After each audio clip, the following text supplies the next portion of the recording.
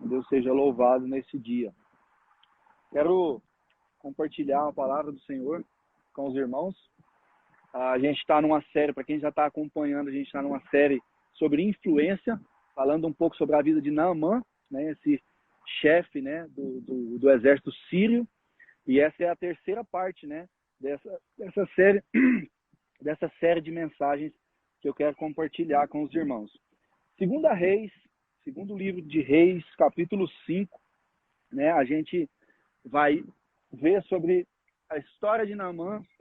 Nós já falamos no primeiro domingo, né, há 2 domingos atrás, nós falamos sobre aquela escrava que foi levada, né, de Jerusalém, de Israel. Ela foi levada de Israel para servir na casa de Naamã, para servir a mulher de Naamã, né?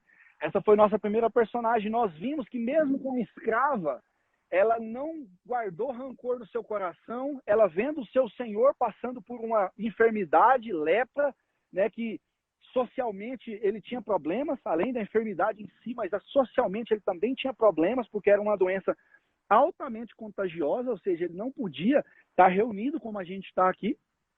E aquela escrava, aquela menina, vendo a dificuldade do seu senhor, ela disse para a esposa de Naamã: olha, se o meu senhor procurasse o profeta que está em Samaria, certamente o profeta o curaria da sua lepra. Né? Então nós vemos como aquela menina foi influência positiva na vida de Naamã. Se aquela menina não tivesse dado essa dica, né, dado esse relato sobre o profeta de Deus, Naamã não teria procurado cura. Ele não teria ido atrás da cura, né? Ele não teria ido falar com o rei. No domingo passado, nós falamos sobre o rei da Síria, que tinha muito apreço por Naamã, e ele, além de permitir, quando Naamã fala com ele: olha, tem uma menina que diz que tem um profeta lá em Samaria que ele pode me curar dessa lepra. O rei fala: ok, vá. Só que além do rei falar vá, o rei ainda fala: eu vou te dar uma carta, que essa carta vai abrir portas, né? Você vai entregar essa carta diante do rei de Israel. E eu até falava, né? Não é fácil hoje você falar: eu quero me encontrar com o governador de Utah, eu quero me encontrar com o presidente Trump. Se a gente não tiver uma carta que vai dizer: olha, alguém está te indicando, alguém está, né, colocando você diante dele, você não consegue. Naamã, mesmo sendo um chefe de um exército, ele não conseguiria uma audiência com o rei se ele não tivesse uma carta de um rei. Então nós aprendemos que o rei da Síria, ele, além de ter tido compaixão de Naamã, de gostar de Naamã, ele, com aquela carta, ele foi um facilitador para a vida de Naamã. E nós fizemos até um paralelo que muitas vezes nós podemos facilitar a vida das pessoas fazendo algo que está ao nosso alcance e nós não o fazemos. E também nós aprendemos sobre o rei de Israel. Nós aprendemos que a palavra diz que ele rasga suas vestes, que ele fica triste quando ele chega com aquela carta e ele fala assim: eu sou Deus por acaso para salvar, para curar esse homem?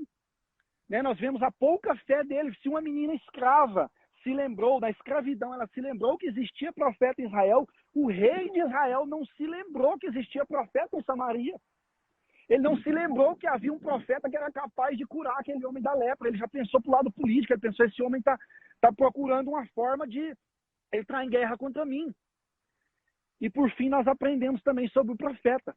Chega um cara importante, né? A Bíblia vai dizer que chega carruagens, cavalos, uma comitiva chegou na porta da casa do profeta.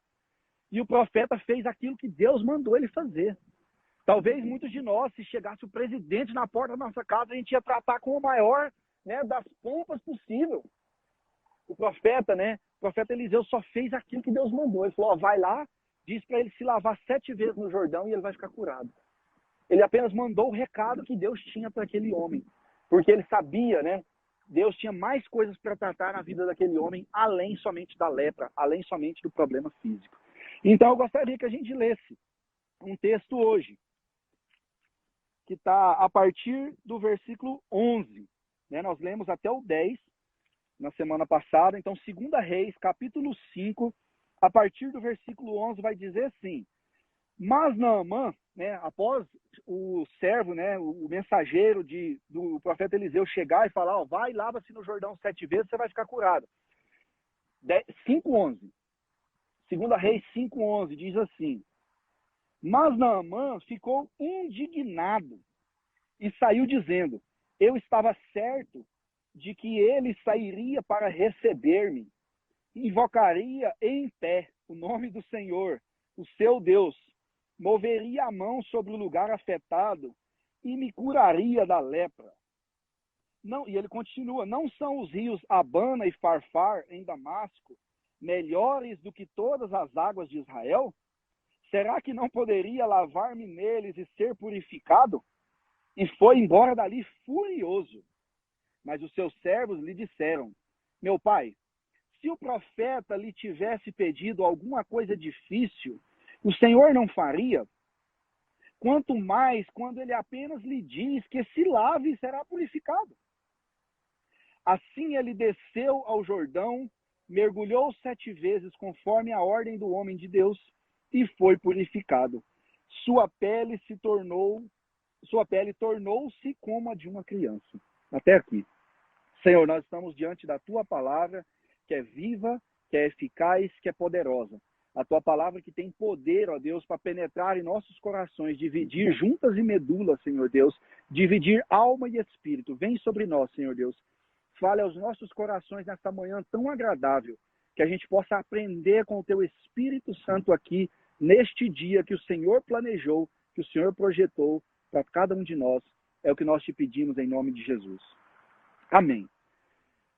Veja com que a primeira coisa interessante que a gente vê nesse texto é a forma com que Eliseu, a forma com que Naamã estava pensando, né? A forma com que ele imaginou. Imagine um homem, né, que passava por uma dificuldade, uma enfermidade difícil, uma enfermidade que não tinha cura naquela época, uma enfermidade que causava isolamento, que estava talvez prejudicando a sua vida no trabalho, a sua vida social, a sua vida até conjugal com a sua esposa, enfim, tantas coisas poderiam estar acontecendo com aquele homem. Talvez ele já estivesse a ponto de desespero, né, a ponto de ouvir uma menina escrava. Né? Eu falei isso em uma das nossas pregações. Imagina que talvez poderia ser uma armação, uma emboscada, uma armadilha para Naamã. Ele ia até Israel, ele ia até o rei de Israel, imagina o chefe da Síria. Então, mas ele estava num nível de desespero, eu imagino, tão grande, que ele decide ir. Só que as coisas, eu acho que Naamã ele tinha um plano, né? A Bíblia nos deixa isso claro, que ele tinha um plano, um método, uma forma que ele tinha na cabeça dele de como as coisas iriam acontecer. A gente vê ele falando, eu achava que o homem de Deus ia sair.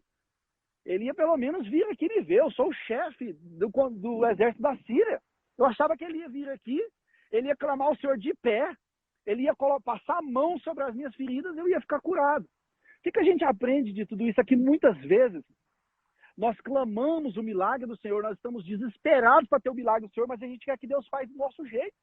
A gente quer que Deus faça do jeito que a gente idealizou na nossa mente. A gente acha, não, Deus vai me abrir uma porta de trabalho para mim, mas é naquela empresa, é nessa área, eu vou ser promovido assim, eu vou trabalhar assim. E não é assim que Deus faz. Não é assim que Deus age. Né? Quantas vezes a gente vê Deus pegando na Bíblia pessoas que não eram nada, pessoas que não tinham o mínimo de preparo e colocando elas sobre lugares assim, extremos. Veja a história de Davi. Davi era um menino franzino, a Bíblia vai dizer, ele era um pastor de ovelhas. E ele chega no arraial para levar comida para os seus irmãos, que eram guerreiros, que eram soldados. Ele chega lá, tem um gigante blasfemando já por dias, falando mal do povo de Deus, falando mal do Deus de Israel. E Davi pega e fala assim, que isso? Por que vocês estão deixando esse cara falar assim? Não tem ninguém que tem coragem de enfrentar esse gigante. Ninguém se ousa enfrentar ele. Ele fala, não, peraí, eu tenho coragem. Se é coragem que falta, eu tenho coragem.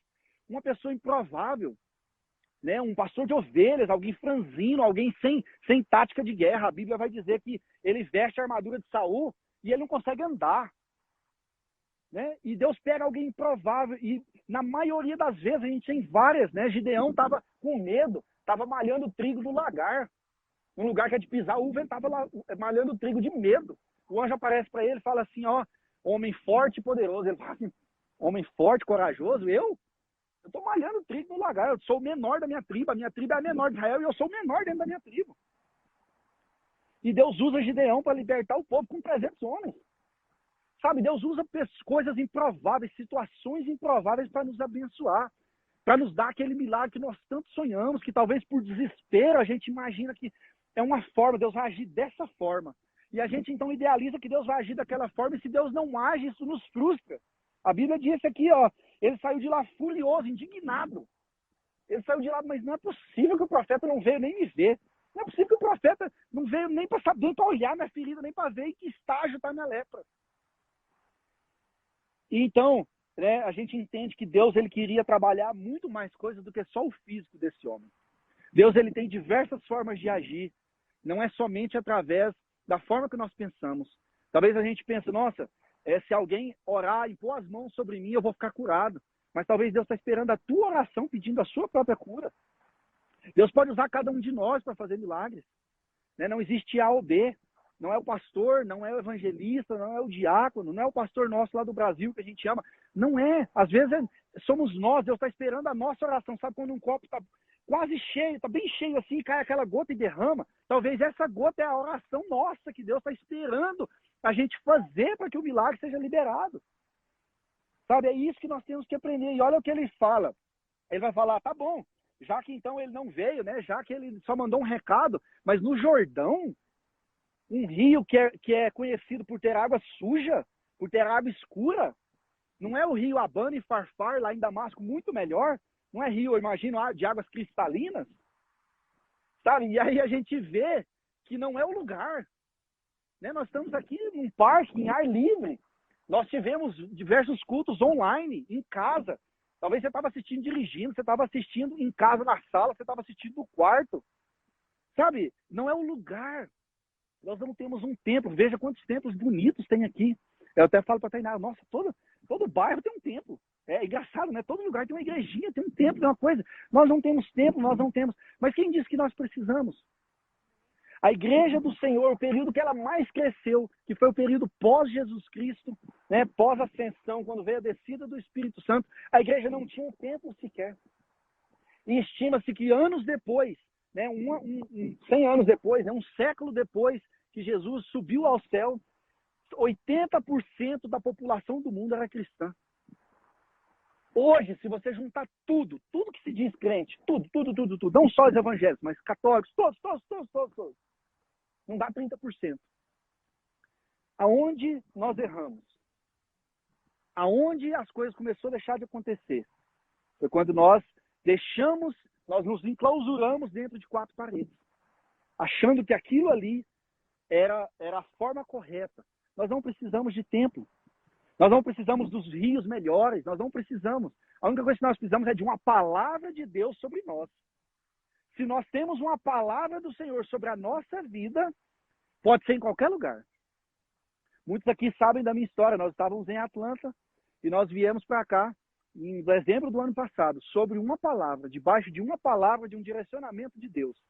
Não foi a empresa que me trouxe para cá. Não foi o trabalho que me trouxe para cá. Não foi o desejo, né, de conhecer um lugar novo que me trouxe para cá. Deus usou diversas formas. Eu vim para cá a primeira vez e amei esse lugar, gostei, achei muito lindo as paisagens, tudo. A empresa me fez uma proposta para vir para cá, mas isso foi só os meios. Foi só o Jordão que Deus usou para nos trazer para cá, eu e a minha família. Sabe? Então a gente tem que estar... Não é o lugar, não é a forma. Né? A gente estava pensando em talvez alugar um local, mas a gente viu algumas portas sendo fechadas, a gente sentindo um direcionamento diferente. Enquanto Deus tiver algo diferente para nós, talvez é diferente do que nós estamos pensando, talvez é diferente do que nós estamos desejando. Mas se é a palavra de Deus sobre nós, nós sabemos qual é o resultado. E o que eu quero dizer, o que eu quero aprender sobre influência, que é o que nós estamos falando, é sobre esses servos. Pessoas que serviam Naamã. Pessoas que eram ali escravos dele, né? Serviam ele. Estavam todos os dias ali com ele. E talvez essas pessoas, a tendência dessas pessoas que estão à volta de pessoas muito poderosas é ser puxa-saco. É de falar amém para tudo que elas fazem. Eu e a Tainara, a gente conversava essa semana sobre algumas coisas a respeito da política no Brasil e tudo. E eu falava para ela, olha, uma pessoa como um presidente da República, como um prefeito, como um governador, uma pessoa importante, ela precisa ter pessoas à volta dela que vai falar a verdade para ela. Porque muitas vezes você não tem pessoas que vai apontar o dedo para você, mas vai aplaudir você por tudo que você fizer. E nem sempre o que a gente faz é certo. A Tainara é a pessoa que mais me coloca para baixo, assim, a que mais me bate a real é ela. Tem hora que ela fala para mim, olha, o que você fez não é certo. Eu acho que você está indo por a direção errada, não é assim. Nós precisamos de pessoas que vão falar muitas vezes o que a gente não quer ouvir. Que vai bater aquela real na gente e falar assim, olha, o caminho não é bem por aí, você está indo de uma forma errada, você está fazendo as coisas de uma forma errada. A gente pode até ficar nervoso. Talvez Naamã aqui a princípio ficou nervoso. Pensou, vocês são escravos, o que vocês estão falando? Sabe? Mas a gente vê Naamã dando ouvido para aquelas pessoas. E olha que sabedoria. Olha a sabedoria desses homens. Falou assim, se eles tivessem te pedido uma coisa difícil, você não ia fazer? Se tivesse te pedido para você raspar a sua pele, se tivesse pedido para você dar 3 mortal para trás, você não ia tentar fazer? Ele está te pedindo uma coisa simples. Ele está falando que é para você ir no rio, mergulhar 7 vezes e você vai ser curado. Tipo, paga para ver, né? É aquilo que a gente fala no Brasil, paga para ver. Quantos de nós, talvez, nós estamos rodeados de pessoas que nós amamos? Talvez não é uma autoridade, mas é uma pessoa que nós amamos. E nós não temos, diante de uma situação, nós não temos coragem de chegar para essa pessoa e falar, irmão, olha, o que você está fazendo eu acho que não está muito certo, não. Sabe, é o que a Bíblia chama de exortar em amor. É de falar, irmão, ó, só entre nós aqui, ó, acho que se você for para essa direção vai ser melhor para você. Acho que você vai ser mais bem sucedido. Em amor. É isso que esses homens fizeram. Os servos falaram assim, ó, e olha a reverência desses servos. Eles disseram assim, meu pai, né? Identificaram a autoridade dele, chegou com respeito, disseram, meu pai, se o profeta lhe tivesse pedido alguma coisa difícil, o Senhor não faria? Quanto mais o que ele me pediu, é apenas lhe diz, se lave e será purificada. Então nós vimos o Senhor trabalhar de uma forma grandiosa na vida deste homem através de uma influência de servos, através de influência de escravos, de pessoas que hierarquicamente estavam abaixo dele. E aquele homem obteve a cura. Nós vimos aqui, ele foi para o Jordão, ele parou toda a sua carruagem, desceu naquele rio de águas escuras, né? Deixando seu orgulho de lado. Imagina ele se despindo, tirando a sua roupa, entrando dentro de um rio, pensando nos rios lá de Damasco, que são muito melhores, revoltaram talvez ainda, com o coração ainda duro, com o coração ainda cheio de raiva e indignação. Mas após eu fico imaginando, após um mergulho, olhava a pele, nada. 2 mergulhos, olhava a pele, nada. 3 mergulhos, 4, 5, 6 mergulhos. Imagina o que passou na cabeça de Naamã entre o 6º e o 7º mergulho. E imagina a sensação dele de ver quando ele saiu do 7º mergulho e a pele estava como de criança. Já viu? A gente olha as nossas peles, já tem umas pintinhas de velho, já tem umas coisinhas assim, uma cicatriz de tombo da infância. Imagina a pele dele igual a pele do Ethan. Pele igual de criança. Vendo, né, que não é o lugar, não é o rio, não é o profeta sair para falar com você, não é o pastor te cumprimentar, a pessoa te mandar uma mensagem. Não, é a palavra do Senhor. Se Deus tem uma palavra sobre a sua vida, deu uma palavra sobre a sua vida, não importa o lugar, não importa o método que Deus usa. Nós vimos o próprio Jesus, enquanto estava sobre a terra, alguns cegos, ele chegou e falou, olha, o que você quer que eu te faça? Ele falou, eu quero ver. Ele falou, então a sua fé te curou. E ele simplesmente começou a ver na hora. Outros Jesus faz aquele barro ali, aquele lodo, coloca no olho e fala, vai lá se lavar lá no tanque de Siloé, agora você vai ser curado. Quem somos nós para dizer como Deus tem que agir? Agora, uma coisa nós podemos ter certeza, ele está agindo. Ele está trabalhando no meio da quarentena, no meio dessa situação maluca, ele está trabalhando. Ele está trabalhando em nosso favor, por aqueles que amam a ele. E nós vemos, né, a sequência do texto. Naamã, então, ele vai, né, até o profeta agradecer. Ele vai até o profeta, a gente vê agora um homem diferente. A gente vê um homem chegando com a comitiva, mas de uma forma diferente diante de Deus.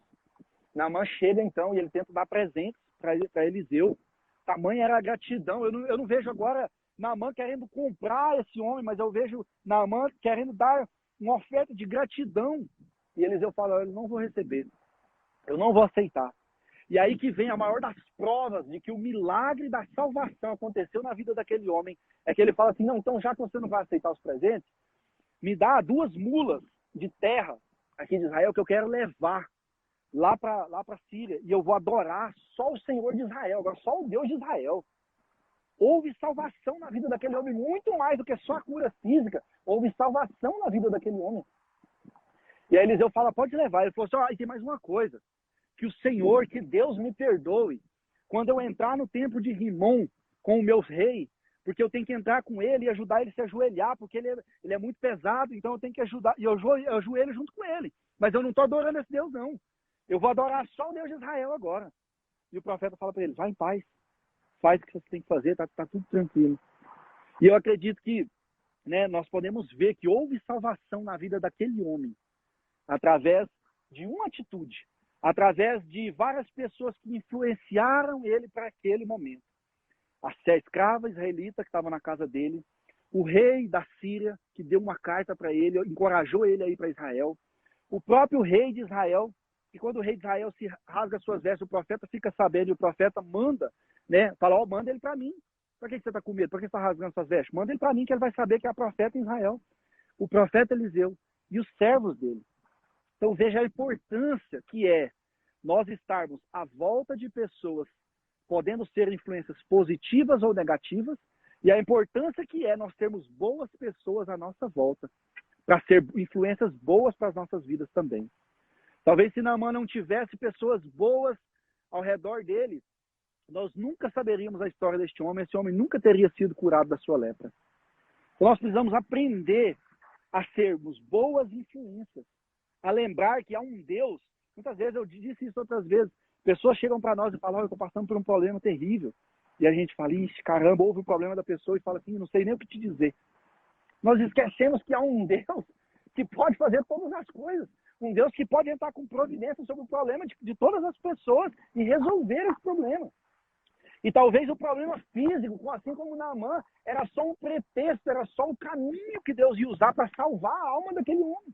Eu não tenho dúvidas que Naamã contraiu lepra, mas para que o orgulho dele fosse quebrado lá na frente, para que houvesse salvação na vida dele e na casa dele. Então nós precisamos entender que, como igreja, nós somos uma influência positiva nos dias de hoje.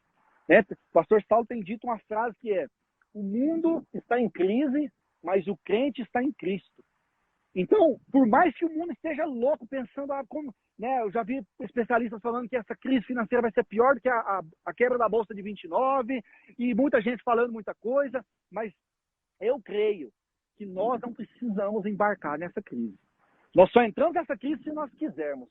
Né? Nós estamos em Cristo, e quem está em Cristo, nova criatura é. As coisas velhas ficaram para trás, e eis que tudo se fez novo. Então nós não vamos passar por essa crise, não.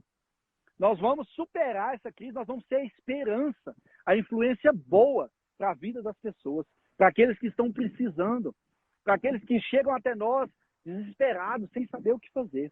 A igreja, eu e você, somos a resposta para esse mundo perdido, para esse mundo em dificuldade. Nós somos a resposta.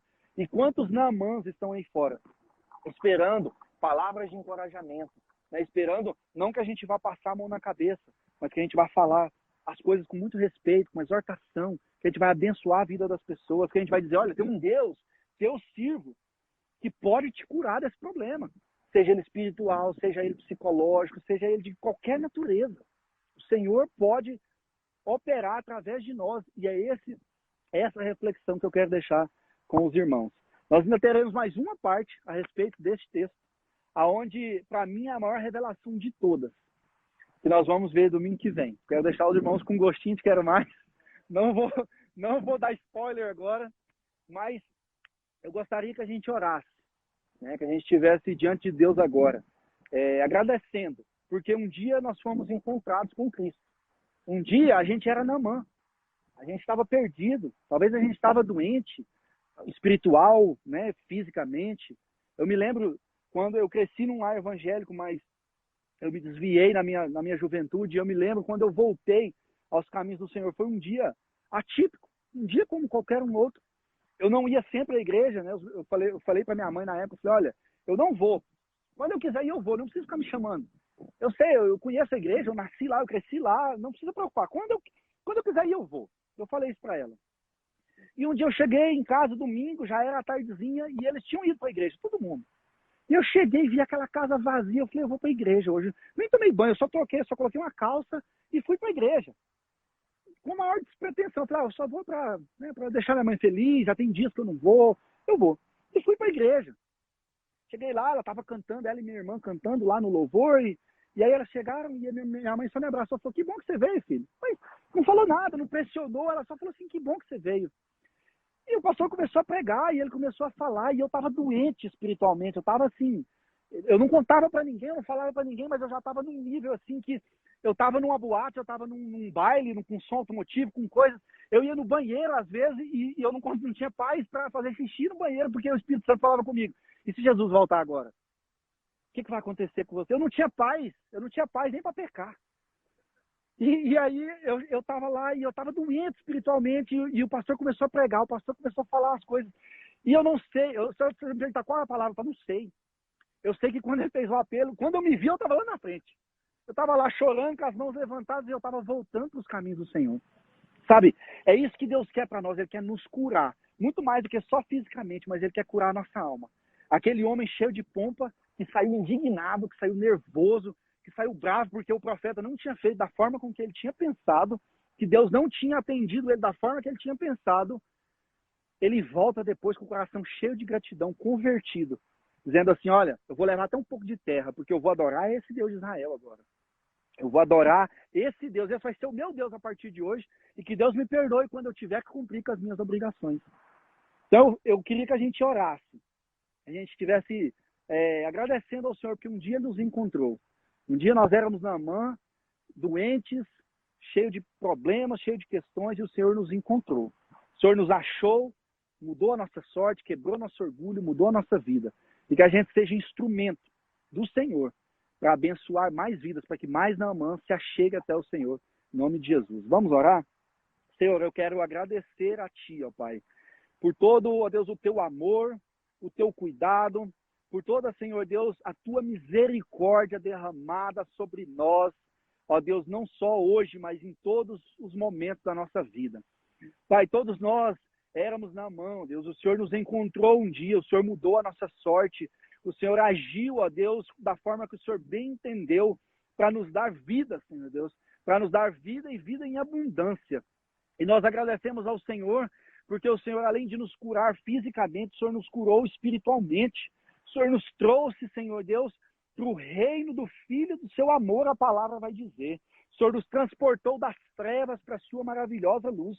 O Senhor mudou a nossa sorte, ó Deus. Ó Pai, eu oro em nome de Jesus pedindo que o Senhor, ó Deus, venha usar a tua igreja, usar cada um de nós reunidos aqui, ó Deus, neste parque, nesta manhã, para que a gente seja, Senhor Deus, um povo que influencie positivamente as pessoas, Senhor Deus, aí fora. Pessoas que estão, Senhor Deus, tristes, pessoas que estão, Senhor Deus, doentes, pessoas que precisam ser influenciadas positivamente, pessoas que estão em crise, Senhor. Pai, que nós, em Cristo, possamos, Senhor Deus, ajudar essas pessoas, ser influência positiva sobre a vida delas, Senhor Deus. Pai, que essa igreja, a MSBN Utah, possa ser uma igreja forte.